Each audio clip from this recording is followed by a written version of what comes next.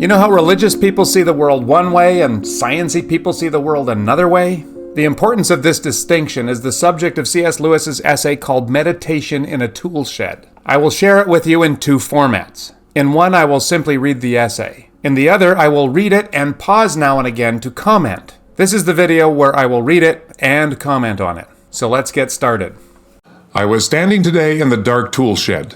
The sun was shining outside, and through the crack at the top of the door there came a sunbeam. From where I stood, that beam of light with the specks of dust floating in it was the most striking thing in the place. Everything else was almost pitch black. I was seeing the beam, not seeing things by it. Then I moved so that the beam fell on my eyes. Instantly, the whole previous picture vanished. I saw no tool shed, and above all, no beam. Instead, I saw, framed in the irregular cranny at the top of the door, green leaves moving on the branches of a tree outside. And beyond that, 90-odd million miles away, the sun.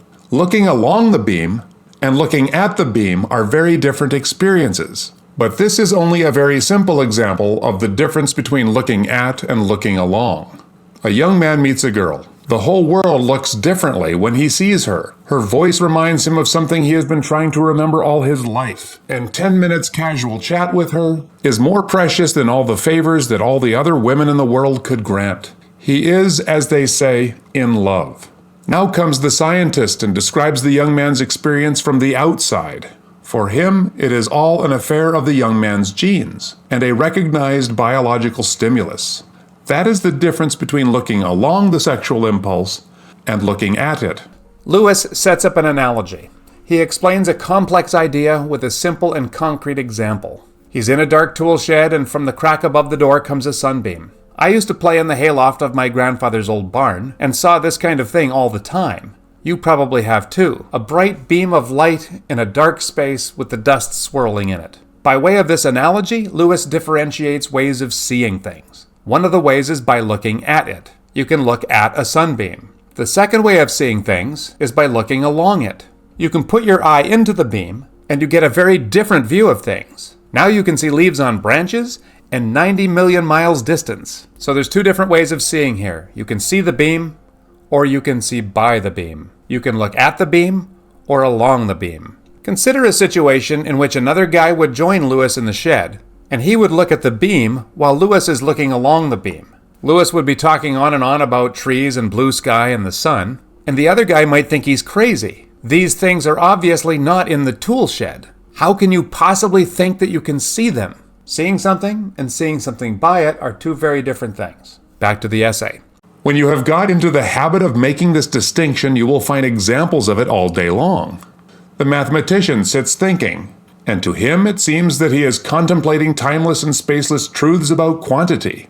But the cerebral physiologist, if he could look inside the mathematician's head, would find nothing timeless and spaceless there, only tiny movements in gray matter. The savage dances in ecstasy at midnight before Nyanga and feels with every muscle that this dance is helping to bring the new green crops and the spring rain and the babies.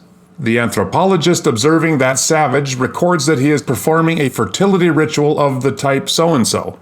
The girl cries over a broken doll and feels that she has lost a real friend. The psychologist says that her nascent maternal instinct has been temporarily lavished on a bit of shaped and colored wax.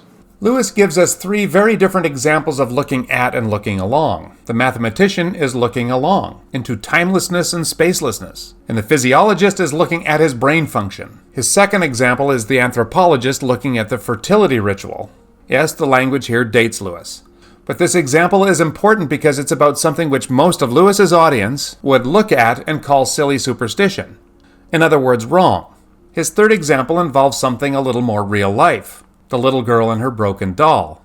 He's made his point. There are many different examples of looking at and looking along. And when you are in it, you don't see it, you see by it.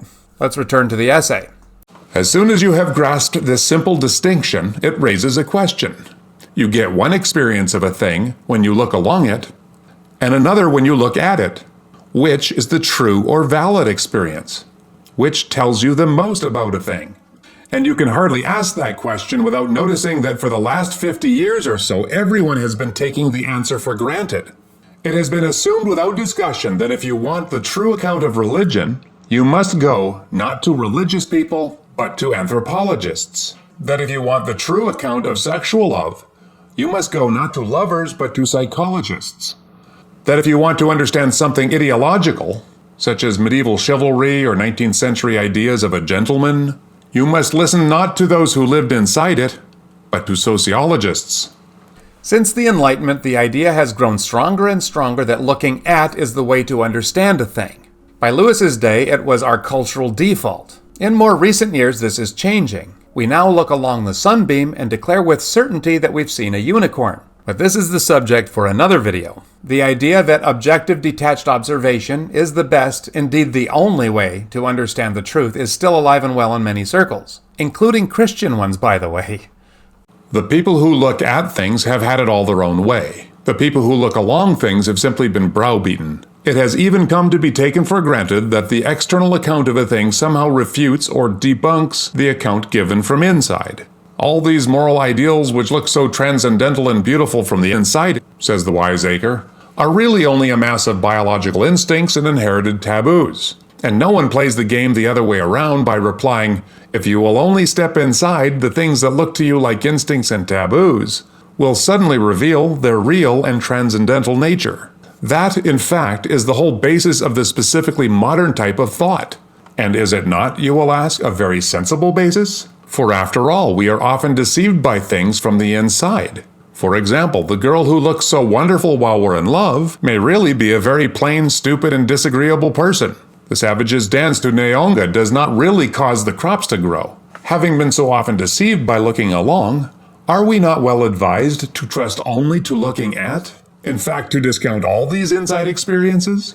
This is the crux of the issue. By looking at, you really do get the facts. By looking along, you can clearly be deceived. Doesn't this mean we should write off all the understanding that has been taken by looking along? Well, no. There are two fatal objections to discounting them all. And the first is this. You discount them in order to think more accurately. But you can't think at all, and therefore, of course, can't think accurately, if you have nothing to think about. A physiologist, for example, can study pain and find out that it is, whatever is means, such and such neural events. But the word pain would have no meaning for him unless he had been inside, by actually suffering. If he had never looked along pain, he simply wouldn't know what he was looking at. The very subject for his inquiries from outside exists only for him because he has, at least once, been inside. In a nutshell, his first objection was if we don't look along, we won't know what we're looking at. Lewis makes a huge claim here. In some circumstances, you can't even begin to think if you don't start out with the inside experience. As an example, he gives the study of pain. You can't study pain just from the outside. This, for instance, is a scan of someone's brain while they're experiencing pain. People who know how to read this can say quite a lot about pain when they study things like this from the outside. But if you know all that stuff but you've never experienced pain, you really don't know what you're talking about. You understand nothing. You won't even know what the word pain means. This case is not likely to occur, because every man has felt pain. But it is perfectly easy to go on all your life giving explanations of religion, love, morality, honor, and the like, without having been inside any of them. And if you do that, you are simply playing with counters. You go on explaining a thing without knowing what it is. That is why a great deal of contemporary thought is, strictly speaking, thought about nothing. All the apparatus of thought busily working in a vacuum. Everyone has experienced pain, but not everyone has been inside religion or love or morality. And a lot of people talk about these things, but without having ever seen anything by them. And so they don't really understand them. The new atheists like Richard Dawkins have discounted all religious experience as irrelevant as to whether it's real or not. Lewis would say that they have a problem with their epistemology. Lewis then turns to the second reason why looking along is sometimes essential. The other objection is this. Let us go back to the toolshed. I might have discounted what I saw when looking along the beam, the leaves moving and the sun, on the ground that it was really only a strip of dusty light in the dark shed. That is, I might have set up as true my side vision of the beam. But then that side vision is itself an instance of the activity we call seeing, and this new instance could also be looked at from the outside. I could allow a scientist to tell me that what seemed to be a beam of light in a shed was really only an agitation of my own optic nerves, and that would be just as good, or as bad, a bit of debunking as the previous one. The picture of the beam in the tool shed would now have to be discounted, just as the previous picture of the trees in the sun had been discounted. And then where are you? In other words, you can step outside one experience only by stepping inside another. Therefore, if all inside experiences are misleading, we are always misled. The cerebral physiologist may say, if he chooses, that the mathematician's thought is only tiny physical movements of the gray matter, but then what about the cerebral physiologist's own thought at that very moment? A second physiologist looking at could pronounce it also to be only tiny physical movements in the first physiologist's skull. Where is the rot to end? The error that we sometimes make is that it's possible to be completely objective, that we can look at and not be looking along anything. But Lewis argues that we are always inside something. We are always subjective. We are always looking along. For instance, there are philosophies of science. Lewis gives us two very similar illustrations to explain his second objection to the rejection of looking along. Because we, in our culture, wrongly favored the truths derived from looking at and are very skeptical of those taken from looking along, we trust the psychologist and not the little girl. But Lewis points out that while the psychologist looks at the girl, a cerebral physiologist can look at the psychologist and all the electrical impulses going on in his brain, and then a critical theorist can look at the psychologist and uncover the social and cultural context of the psychiatrist's approach to research. And then a guy named Trevor can look at the critical theorist's brain, and this can go on indefinitely, to the point of being ridiculous. Here's Lewis's solution. The answer is that we must never allow the rot to begin. We must, on pain of idiocy, deny from the very outset the idea that looking at is, by its own nature, intrinsically truer or better than looking along.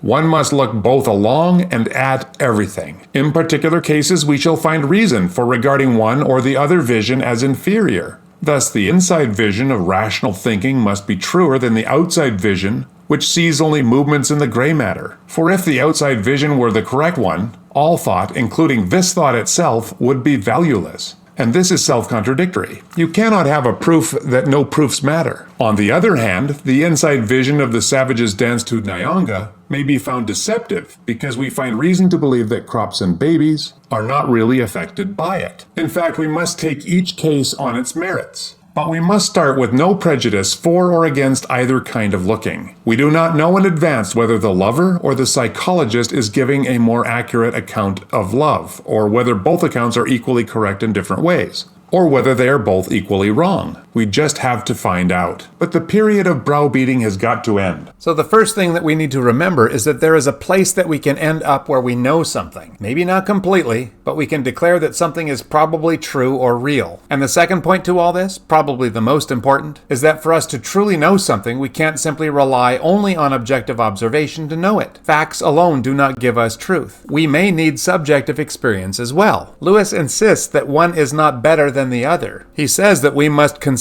both views. Both are legitimate and have their place. Those examples he gave in the beginning, those are carefully chosen. Sometimes looking along is absolutely the better way, as in the case with a mathematician and the brain expert. At other times, such as the fertility ritual to Nyanga, looking at is the better way. What do we do with the loss of the doll? Who's right, the little girl or the psychologist? Both? Our culture has changed a lot since Lewis's day. We've gone from modern skepticism to postmodern skepticism. And these are very different, but not so different that Lewis's critique doesn't work. In our postmodern world, we have gotten so skeptical and therefore so critical of every truth that we have eliminated the category. This happened because we started by critiquing some truth, and then we critiqued the critique, and now we critique the critique of the critique of the critique out to infinity. So the category of truth is just erased, and there's nothing for it but to make it all up on our own. And here come the unicorns, by which you make life and death decisions. In this essay, Lewis critiques the preferment of the looking at perspective. I bet if he wrote this essay today, he'd flip the whole thing, because our perspective has shifted. And we didn't stop in the middle where Lewis wants us to be. The pendulum just swung right through it, and now we're over here. So the ideas in this essay are as important today as they were back in Lewis's day. Once again, as with so many things, it's not either or, it's both and. Thank you. And we'll see you next time.